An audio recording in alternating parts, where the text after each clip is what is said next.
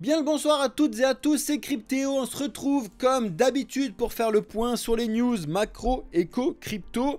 Premièrement, je vous souhaite à toutes et à tous un excellent joyeux Noël à tous ceux qui le fêtent, et bien évidemment à ceux qui ne le fêtent pas aussi, mais bon, joyeux Noël et joyeuses fêtes en général. C'est la seule vidéo de la pause de la semaine entre Noël et Nouvel An, c'est la seule parce que je sais qu'il n'y a pas beaucoup de monde en ce moment et que nous, on est en train de bosser à fond sur la préparation de ce qui arrive pour 2024. Vraiment, le projet Blockchain Capital va complètement évoluer dans le bon sens pour vous apporter énormément de choses déjà dès début 2024. Donc j'espère que vous êtes bien abonnés à la chaîne, que vous êtes bien arrivés sur le Discord notamment, le site internet. Vous l'aurez du coup, on voulait vous le mettre là cette semaine, mais vous l'aurez début 2024. Ça sert à rien de sortir une dinguerie comme ça à la fin de l'année. On sait que vous êtes tous en vacances, etc. Donc ça sortira début 2024.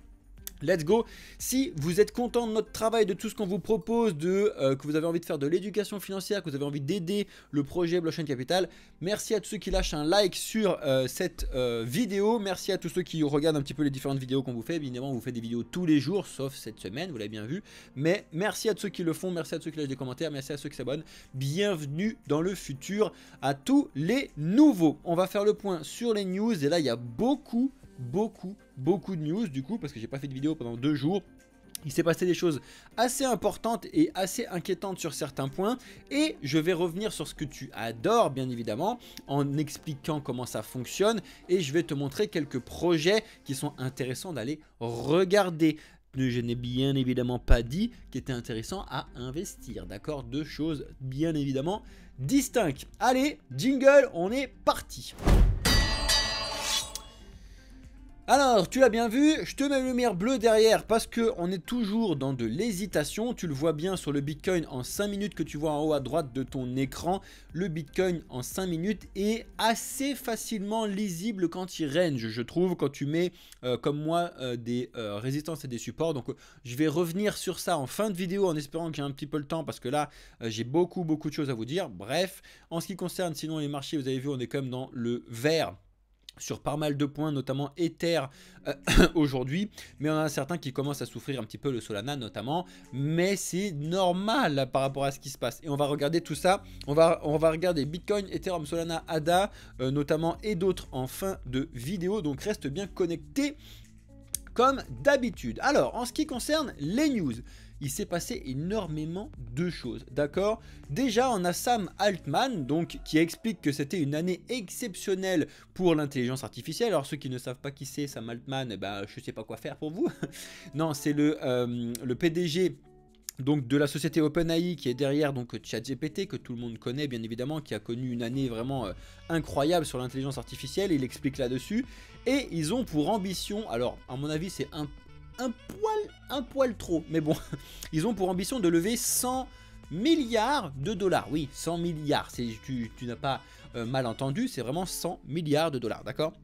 Ils veulent lever autant d'argent pour le projet OpenAI qui n'est bien évidemment pas que ChatGPT, hein, il y a beaucoup d'autres choses à côté. En attendant, ils veulent lever énormément d'argent. Hein. D'habitude, on est plutôt sur du 100 millions. 100 milliards laisse tomber la neige. Bref, on va suivre ça comme d'habitude, mais bien évidemment, l'intelligence artificielle, vous allez voir, on va en reparler après. Ça va être quelque chose et un thème très important à surveiller 2024 et 2025, que ce soit dans l'économie en général, mais aussi dans l'écosystème crypto. Bien évidemment. Alors ça, je voulais vous le montrer dès le début de la vidéo pour vous hyper un petit peu, mais on va en discuter après. Mais il y en a certains qui expliquent qu'il faut faire très attention à propos de Solana actuellement, notamment Max Keiser. Alors je vais revenir sur certains points quand je vais vous expliquer sur Solana, parce que là, j'ai l'impression qu'il y a tout le monde qui va dans le... Enfin, c'est pas qu'il va dans le mur, mais tout le monde va dans Solana à fond les ballons, sans réfléchir, en se disant bah, ça monte. Effectivement, ça fait que de monter. Déjà, depuis 70, on était là en train de dire mais il faut que ça se calme, même moi le premier, et on est passé les 120.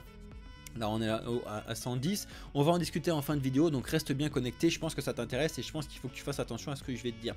Ça c'est assez intéressant, je sais pas s'il y a des joueurs Minecraft qui regardent cette vidéo. Maintenant, bonjour à vous les amis, mais ce que je trouve assez drôle c'est que Minecraft en général n'aime pas trop l'écosystème crypto. Alors je dis pas trop parce qu'il y a quand même certaines choses que j'ai déjà expliquées qui étaient des grosses dingueries sur du minage de Bitcoin, etc.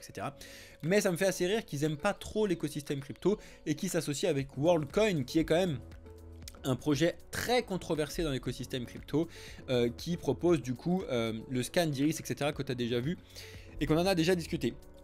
Bref, c'est assez drôle, mais je sais qu'il y a une grosse communauté Minecraft et je voulais vous montrer ça comme d'habitude. On continue avec ce qui s'est passé ce week-end. Alors pour le coup, on ne pouvait pas faire plus rapide que ce qu'on vous a fait. On vous l'a déjà dit, nous, on travaille pour le trading. Pour nos fonds propres à nous, de base, on travaille notamment en partie avec MEXC, d'accord? Pour le quoi on a fait ça?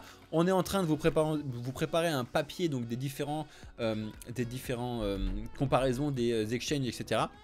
Bref, nous on travaille en particulier avec MEXC, mais d'autres parce qu'en fait on a des relations directement chez eux, c'est assez important, premièrement, et deuxièmement parce qu'en fait si jamais vous voulez rentrer et suivre ce qu'on fait, on voulait le faire avec Bybit, sauf que Bybit vous pouvez plus le faire, vous voulez le faire avec Binance, vous pouvez pas le faire, bref, tous les gros c'est une catastrophe, il y en a d'autres qui sont intéressants mais ils proposent pas ce type de service, bref, en attendant, il y a eu un sacré FUD qui s'est créé, donc une grosse peur avec de l'uncertainty et des doutes sur le projet MEXC quand on a eu justement le compte Twitter MEXC CEO qui a été supprimé. Alors, du coup, officiellement, ils sont revenus en expliquant que c'était un vieux compte, blablabli, blablabla, bref, il y a un petit peu de tout là-dessus. Ça a fait beaucoup couler d'encre hein, sur X, notamment notre ami Darkemy, salut si tu nous écoutes, qui a expliqué pas mal de choses qui sont un petit peu dark sur MEXC. Alors, j'ai envie de dire, très bien, c'est vraiment super bien de faire des recherches comme ça, c'est génial, il faut y aller regarder un petit peu ce qu'il a fait Darkemy sur le truc, très intéressant.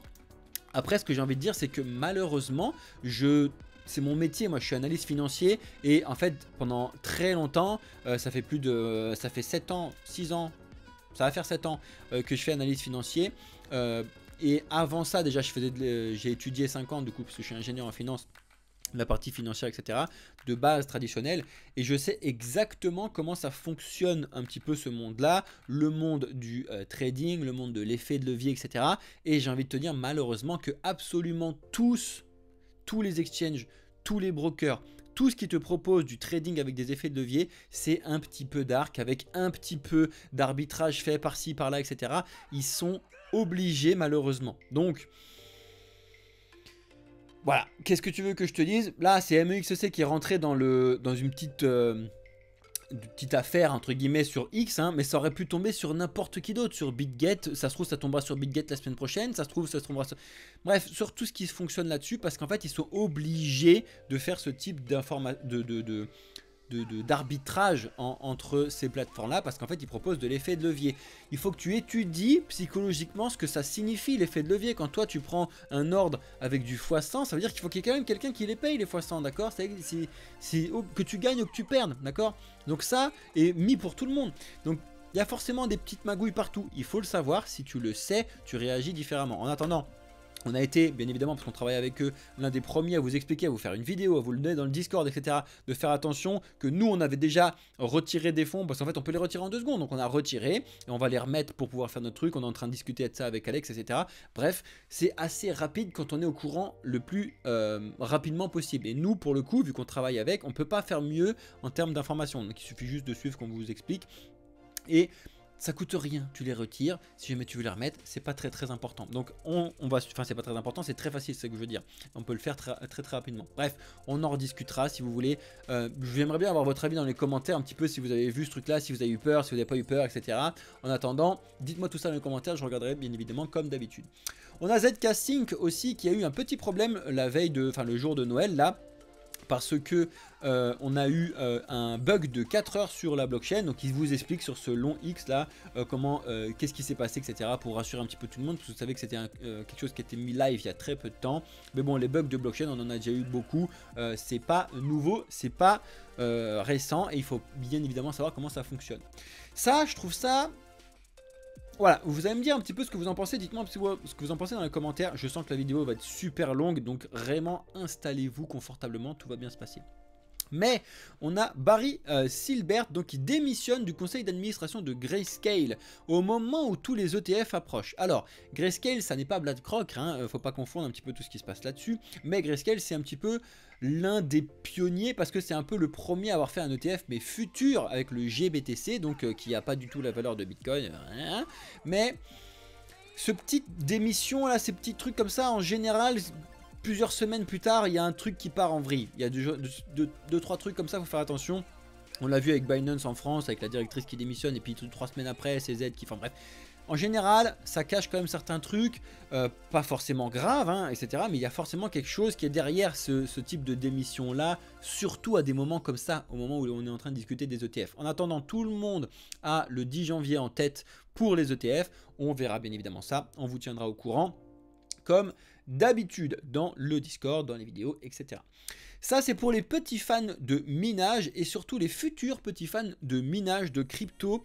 Petit quiz de fin d'année où en fait ils répondent directement à vos questions parce qu'il y en a beaucoup qui ne savent pas faire ça et c'est très important. Donc c'est un quiz où ils répondent directement, notamment comment est-ce qu'on calcule le hash price, comment est-ce qu'on calcule le hash rate, comment est-ce qu'on calcule l'efficience d'un ASIC. C'est hyper intéressant. Le Realized Hash Rate, comment ça se calcule? Franchement, allez-y, il y a 3 pages, ça fait des petits calculs et tout, c'est très simple. Et normalement, pour tous ceux qui sont déjà dans le minage, ça va vous conforter sur certains points. Et pour tous ceux qui ne sont pas encore ou qui souhaitent apprendre comment ça fonctionne, etc., regardez ça, c'est vraiment hyper cool. C'est très bien foutu de la part de CoinTribune. Et je vous invite sérieusement à le lire et à le comprendre, très important. Bon bah ça vous le savez, les fonds de capital, les fonds de capitaux de risque là, ils ont boudé complètement en 2023 l'écosystème crypto.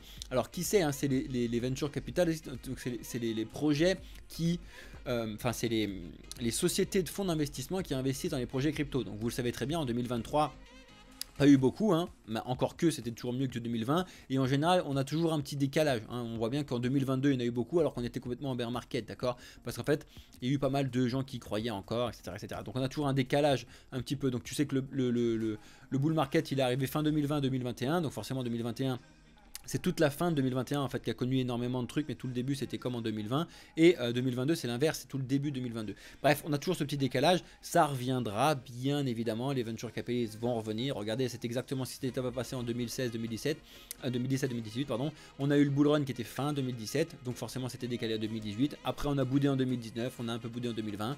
Là on est en 2023, on va bouder en 2023, potentiellement on peut bouder encore en 2024 et 2025, paf les amis, ça va exploser, on va regarder ça. Mais encore une fois, c'est pas des prédictions, c'est pas des je sais pas quoi, c'est juste de la logique, d'accord? Donc il faut vraiment essayer de se calmer sur certains points. Bref, on a PeckShield Alert qui est très intéressant sur X, qui nous met en garde entre guillemets sur un potentiel wallet de Justin Sun qui aurait retiré 6000 Ethers, donc à peu près 13 millions de dollars de Binance. Voilà, petite étude un petit peu là-dessus si ça vous intéresse. Luke Onchain qui est revenu dessus expliquant sur certains points. Ça, c'est des choses que vous devez aller regarder et c'est assez intéressant quand on a certains fonds qui sortent en général de certains exchanges, surtout quand on est sur des PDG d'exchange. Justin Sun, vous connaissez un petit peu ces trônes avec l'exchange associé, etc. Regardez un petit peu comment ça fonctionne. On a un nouveau CEO chez Tether. Alors c'est pas quelqu'un qui arrive de je sais pas où, hein, c'est juste le CTO qui monte en CEO. C'est assez intéressant parce que ça peut annoncer certains mouvements, certains changements. N'oubliez pas aussi que là en fin d'année, il y a eu plus d'1 milliard, 1,2 milliard de nouveaux Tether, donc de nouveaux USDT qui ont été mintés. Donc ça veut dire quoi? Ça veut dire qu'il y a eu 1 milliard et quelques qui a été bloqué en dollars pour que eux ils puissent mettre plus d'USDT sur la blockchain. Hein. Bref, c'est assez intéressant. Il y a pas mal de choses qui se passent sur ces points-là et c'est assez significatif de ce qui va se passer à l'avenir. En général, quand on est sur du haut, c'est qu'après on a un peu de baisse sur l'écosystème crypto, mais on va en discuter juste après. Reste bien connecté. Encore une fois, ça je tiens à vous le dire sur cette année 2023, il y a vraiment 2 points.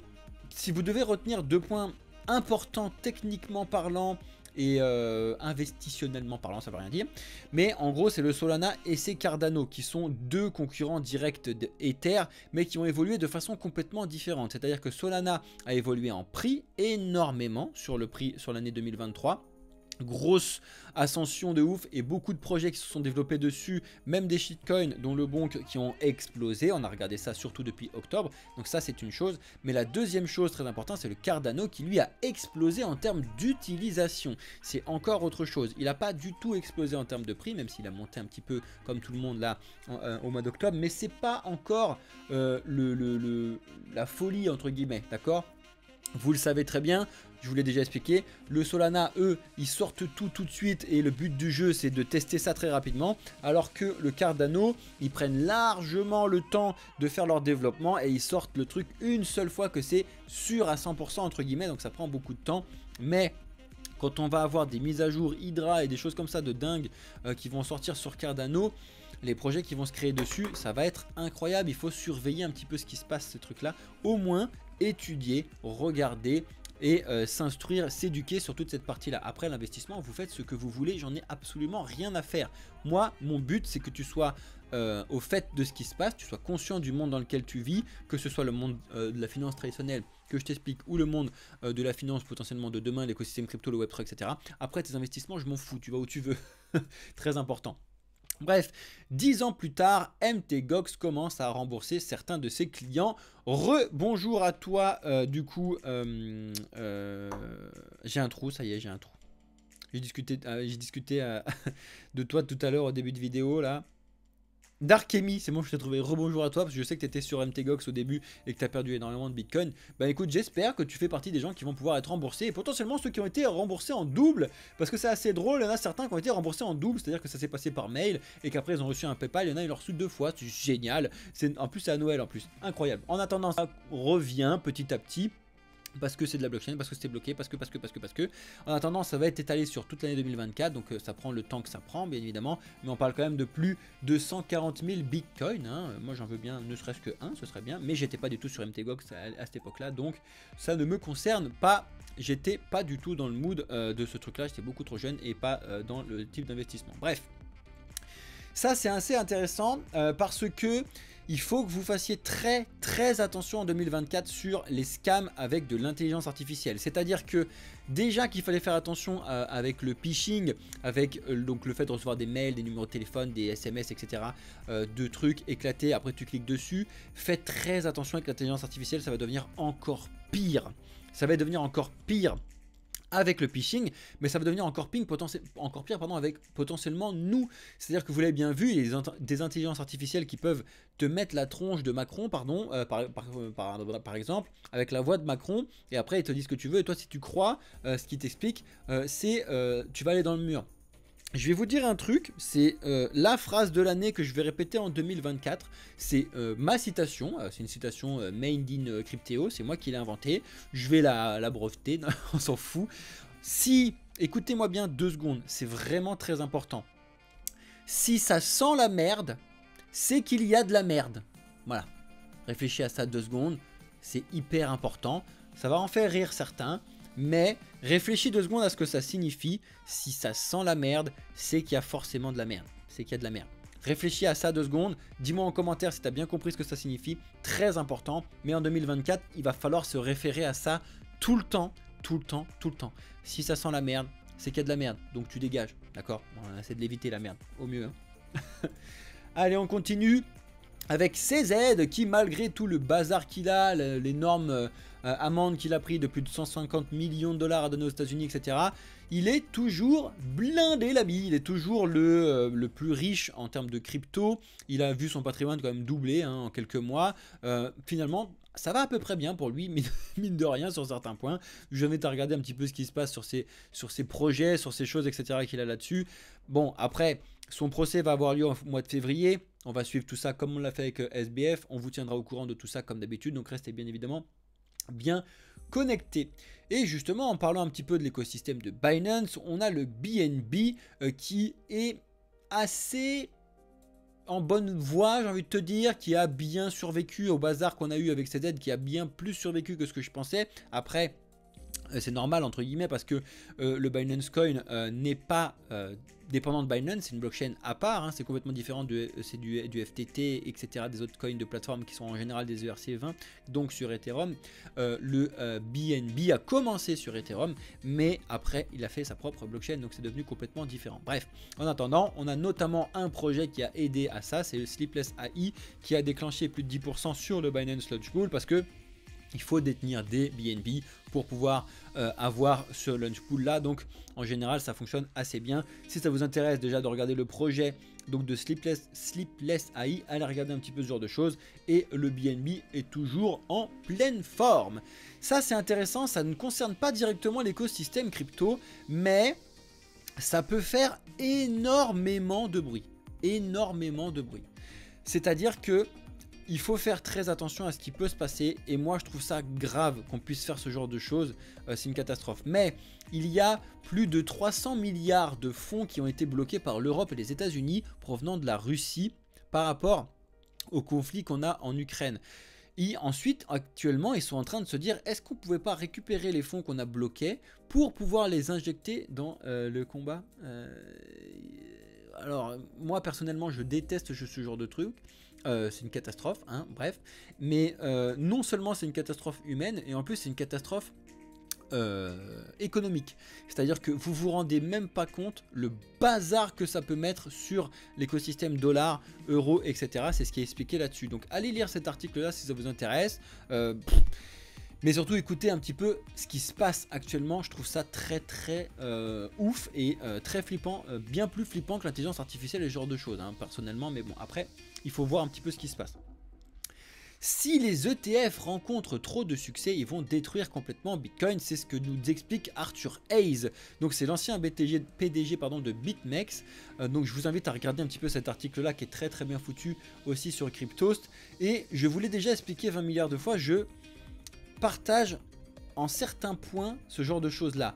Les ETF c'est très centralisé, trop centralisé, d'accord. C'est très bien dans le sens de l'adoption de masse parce qu'il y a certaines personnes qui ne font pas confiance à eux-mêmes parce que finalement l'écosystème crypto, il faut se faire confiance à soi-même parce que le problème c'est que c'est toi qui es maître de tout ce que tu fais, d'accord.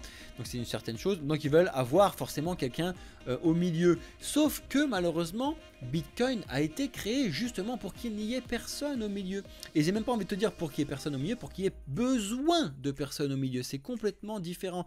C'est à dire que s'il y a personne au milieu, bah, ça fait flipper tout le monde, sauf que là il n'y a plus aucun stress grâce à Bitcoin parce qu'on en a plus besoin, et c'est réel, c'est vraiment très important, d'accord.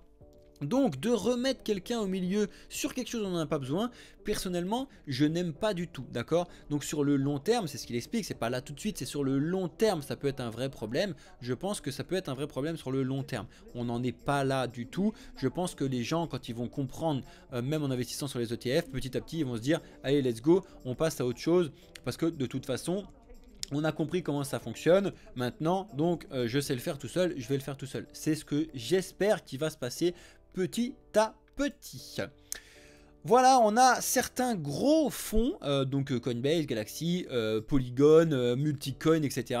qui donc sont des VC, hein, donc des venture capitalistes, donc des fonds de placement dans l'écosystème des entreprises, qui expliquent un petit peu comment va se passer leurs fonds et comment ils voient 2024. Donc c'est un article très intéressant qui est posté sur The Blocks là, c'est un poil long, c'est en anglais, allez regarder ça, je trouve ça vraiment intéressant, il vous explique un petit peu comment ça risque de se passer de leur côté sur 2024.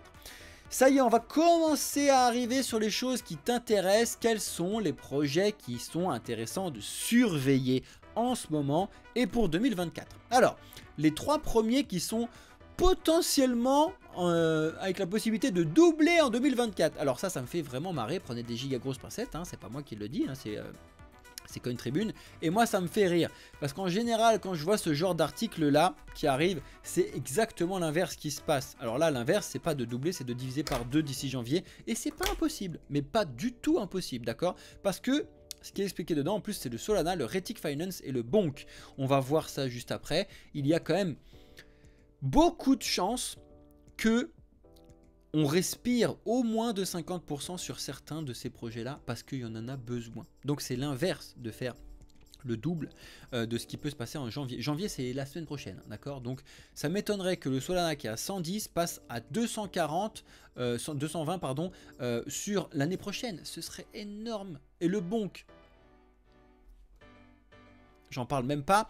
Et le Retic Finance, c'est un projet qui est très intéressant, mais c'est pareil. Il n'y a pas de choses concrètes macroéconomiques qui justifient un x2 d'ici le mois prochain, d'accord? Donc il faut vraiment faire attention.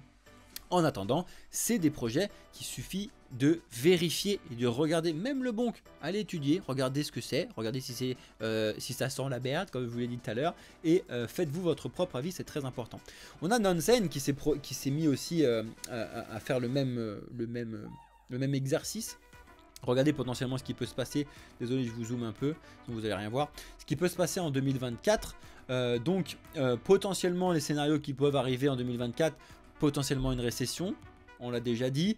Potentiellement beaucoup de projets axés sur l'intelligence artificielle qui vont arriver. Potentiellement enfin des DEX, donc des exchanges décentralisés qui vont prendre un petit peu la passe sur autre chose. Et bien évidemment le Bitcoin qui va continuer de monter. C'est assez intéressant, vous pouvez lire l'article en entier. Bon, il faut s'inscrire, etc. Là je suis sur un autre truc donc j'ai pas mon compte là-dessus. Mais bon bref, ça peut être intéressant. 20 minutes à lire, ça se fait. Et je trouve ça vraiment très très intéressant. On continue avec donc 4 altcoins qui sont apparemment surveillés de très près par les baleines. Les baleines, donc c'est les très très gros, hein, c'est ni toi ni moi en général, sauf s'il y a des baleines, bonjour les baleines. Mais on a certains projets qui sont surveillés de très près. Et je pense qu'il faut les surveiller également de très près, mais pas uniquement ces projets, la thématique qui est derrière. Donc on a le Maker avec la thématique donc des projets de sociétés décentralisées, donc de DAO. Il faut regarder ce qui se passe. Donc le Maker et les concurrents entre guillemets, avec des gros guillemets parce que c'est pas forcément du concurrentiel ce truc là, mais à regarder derrière avec notamment le Maker. AV qui va se renommer là en Avara, qui fait partie des projets qui sont sur le lending, donc il faut regarder aussi le compound et ce genre de projet là, il y en a d'autres, mais effectivement c'est quelque chose de très intéressant. On a Immutable X aussi à regarder, on a le Fetch AI qui représente donc l'écosystème de l'intelligence artificielle avec Agix, etc. C'est bien évidemment des choses à regarder. Il faut absolument que vous passiez au moins un petit peu de temps sur ces projets-là, à regarder ce qu'ils proposent. Ne vous inquiétez pas, d'ici en 2024, parmi les gros changements qu'on va vous faire, ça je peux vous le dire directement, on va vous faire des vraies vidéos de présentation de projets, des vidéos de gros sujets qui seront en face cam, pas uniquement des rediffusions de live. Donc ce sera pas en live, ce sera des vraies bonnes vidéos qui vont être balancées là-dessus avec du montage à la façon drôle que moi j'aime bien. Bref, ça va arriver en 2024, donc restez bien connectés, je pense que ça devrait vous plaire. Le but du jeu n'est pas de vous dire d'investir sur tel et tel projet, on n'en a rien à faire, mais par contre de vous aider à comprendre comment on peut faire une analyse sur un projet et après à toi de pouvoir le répliquer sur les autres projets qui t'intéressent. On continue avec 3 autres projets, donc 4, parce qu'ils foutent du Scape Mania partout sur CoinTribune. Alors c'est un projet qui sort, donc faites attention au projet qui sort, mais selon eux, les 3 projets à acheter avant qu'ils ne décollent, c'est Ether, Solana et Aptos. Alors ça me fait vachement rire parce que c'est des trucs qui sont complètement différents. Ethereum, bon bah voilà, c'est là depuis 1000 ans, hein, est très très solide, etc. Le Solana est complètement suracheté pour moi. Ça c'est un avis personnel entre guillemets, mais par rapport à mes années d'études, etc. Mais on va en discuter juste après. Et l'Aptos qui a pour moi une tokenomique qui est discutable sur certains points et qui est très récent, donc pas encore bien pu tester tout ce qui se passe là-dessus, même s'ils ont plus de 2-3 ans de développement parce que c'était Libra, puis Diem, blablabla. Le truc de Facebook là, ils se sont barrés et ils ont créé leur projet qu'ils ont appelé Aptos. Très important, très intéressant. Mais là en termes de tokenomics, il y a certains trucs qui sont un peu trop de dilution. Donc on va discuter sur ces points là. Encore une fois, vous voyez qu'il ne faut pas forcément regarder et juste investir comme en allant dans le vent là-dessus. 5 autres altcoins avant le prochain cycle aussi à avoir dans son portefeuille. Alors ils ont refoutu Scape Mania. Je pense que Scape Mania a payé vachement cher CoinTribune pour être à chaque fois. Ça me fait rire. Ils ont remis le Solana bien évidemment. Ils ont mis le Cardano comme je discutais avec toi tout à l'heure. Le SEI. Il faut aller regarder ce projet là pour que vous puissiez vous rendre compte de certains trucs. Internet Computer incroyable sur de l'IoT, etc. Très très intéressant. Et le Caspa qui est quand même pour moi aussi un petit peu surcoté actuellement, mais un projet très très très intéressant. On peut en mettre bien d'autres encore, hein. C'est juste pour vous montrer certains trucs. Allez les étudier, allez passer un petit peu de temps dessus. Allez, on arrive sur le point donc de l'étude des cryptos et démarcher de ce qui se passe actuellement. Donc, tu le vois bien, ça c'est le graphique de Bitcoin en 4 heures. C'est quasiment le seul actuellement à ranger, là où tu en as d'autres qui ont bien explosé ces derniers jours, comme tu l'as vu, notamment Solana, etc. Le Bitcoin a complètement range et n'a pas fait de plus haut depuis le plus haut qu'il a fait le 8 décembre, d'accord? Et pour le coup, son range est assez lisible facilement quand tu mets des résistances et des supports comme je vous l'ai fait là-dessus. C'est assez magique, hein. Je trouve ça magique. Paf, on le casse, on revient revenir dessus, on essaie de le faire au-dessus, paf, non, on recasse, on vient rebondir sur les 42 000, bim, on vient rebondir sur les 43 220. C'est assez beau, je trouve ça, comme ce qui se passe actuellement. On risque de ranger, hein, là encore, jusqu'au moins la fin de l'année, il reste 3 jours. Il faut clôturer l'année sur une bonne note, hein, donc clôturer l'année là à 43, 44, voire 45 000 si tout va bien. Bref, incroyable, ça fait une bonne clôture annuelle. Mais clôturer un petit peu trop sur le haut, ça m'étonnerait. Je pense qu'on peut plutôt clôturer à 42, 43, tu vois, pour qu'on ait quand même une mèche là-dessus. Très intéressant. Par contre, à surveiller l'année prochaine, il faut de la respiration. Je vous l'ai déjà dit. Pour moi, on a laissé beaucoup plus bas certains points, notamment à 22 000. Je vous l'ai déjà dit, ce ne serait pas étonnant de voir un retracement de 50% exactement par rapport à ce qu'on a actuellement. Mais ça ne va pas se faire en 5 minutes.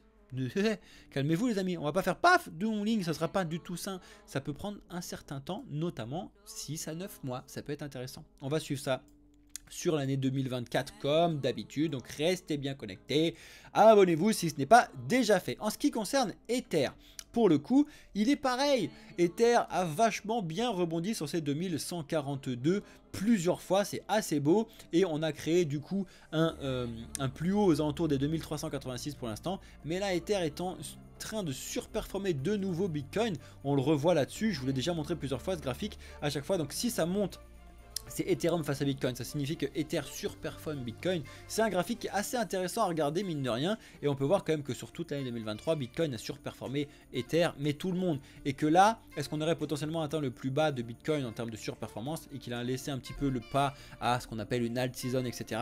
C'est un petit peu ce qui se passe déjà depuis quelques jours, voire semaines. Donc on va suivre ça ensemble comme d'habitude. En ce qui concerne le Solana, alors le Solana, bon bah là il est toujours, tout ça c'est en 4 heures, hein, ce que je vous montre. Je vous ai mis plein de résistances en bleu qui étaient très importantes à surveiller, 47, 57, 67, beaucoup de 7. Hein. Bon, j'y peux rien, c'est comme ça. 78, 87, encore une fois, décidément, même si les 87 n'ont vraiment pas tenu, ça a dégagé très vite. Et pareil, les 100 ont été explosés très vite, c'est-à-dire qu'on a hésité en dessous, on a hésité, paf, on les a pétés. Là, on est en train de revenir sur les 100. Alors la question que tout le monde se pose, est-ce qu'on revient sur les 100 pour pouvoir réexploser et aller faire le fameux x2 que vous avez vu tout à l'heure que je vous ai expliqué? Ça m'étonnerait énormément par rapport à ce qu'on a actuellement. Ou est-ce qu'au contraire, on les pèterait et du coup ça serait un petit peu emporter tout le monde avec lui, et on va pouvoir respirer avec pareil un 50% qui nous ramènerait au moins sur du 40%, voire sur du 40%, sur du 47%. Je pense qu'on peut malheureusement aussi aller un peu plus bas.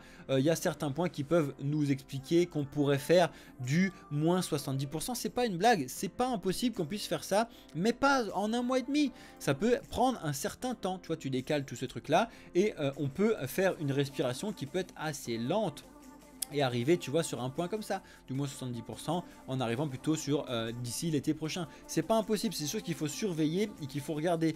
Mais après, on peut aussi venir ranger juste au-dessus des 30. C'est pas impossible parce que le Solana est quand même très très solide. Mais il suffit qu'il y ait un bug, un problème sur la blockchain de Solana. Il y a pas mal de choses qui tournent, hein, surtout sur Solana en ce moment, sur les réseaux. Je vous invite à regarder ça, mais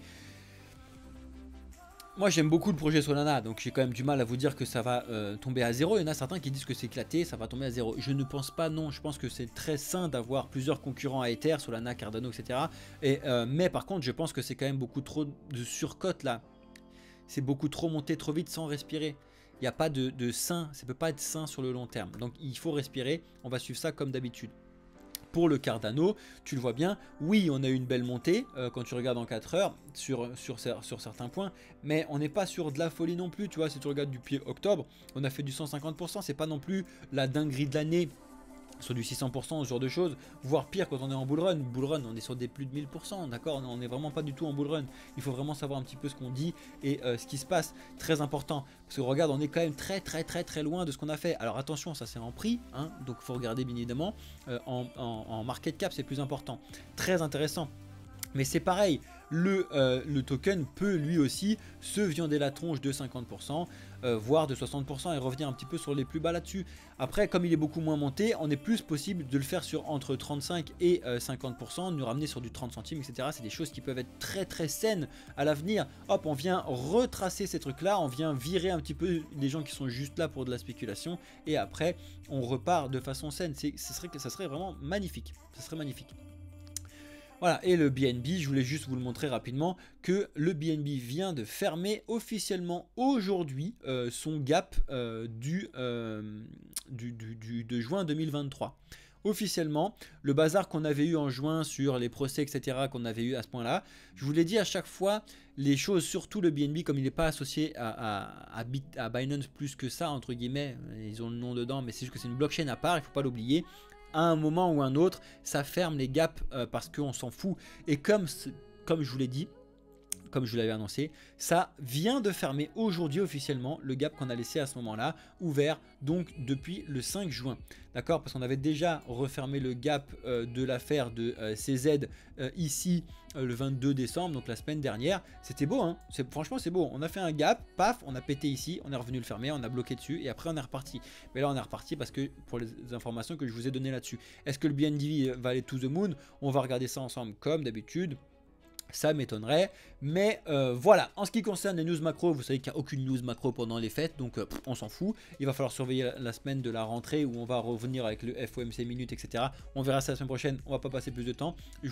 On discutera de ça ensemble. Le Solana qui était en train de chuter tout à l'heure respire un peu plus par rapport à maintenant qu'on est en vidéo. Et en ce qui concerne les gains du jour, on a certains coins qui reviennent de très loin, qui repartent à la hausse, notamment le BSV, donc le Bitcoin SV. Allez voir un petit peu sur l'utilisation qu'il y a derrière, c'est assez intéressant quand même. Mais bon, on a quand même du gros vert et heureusement on a du beau rouge, mais c'était plus rouge tout à l'heure, c'était plus intéressant sur certains trucs éclatés. Par contre, ce qui est intéressant de voir, c'est que on a encore une fois un retour des projets Ether et notamment des layers 2 comme Arbitrum, comme Optimism. On a quand même certains points qui sont en train de remonter, le Matic aussi, tu vois.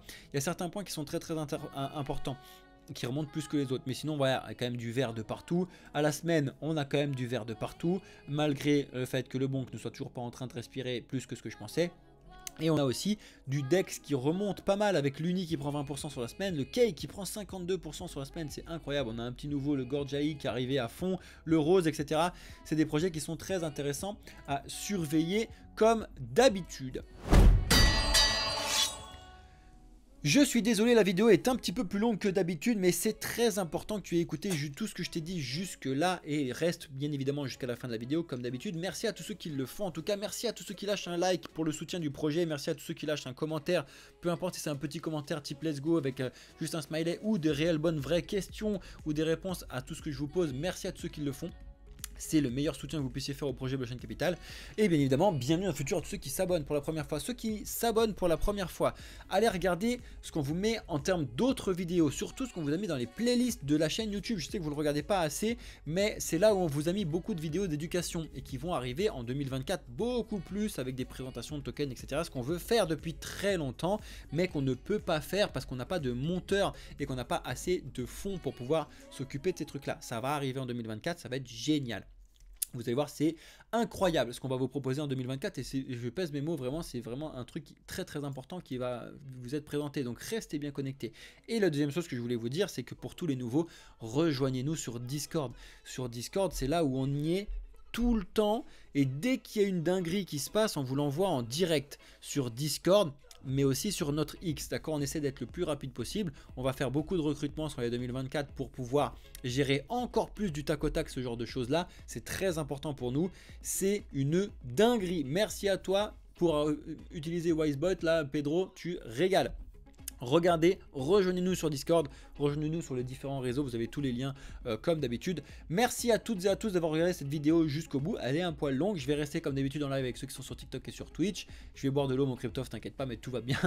Merci à toutes et à tous, je reste en live et je vous souhaite à toutes et à tous, ceux qui sont en train de regarder cette vidéo sur YouTube, une excellente année. On se retrouve du coup l'année prochaine. Merci beaucoup. C'était Cryptéo pour le projet Blockchain Capital. Ciao les amis.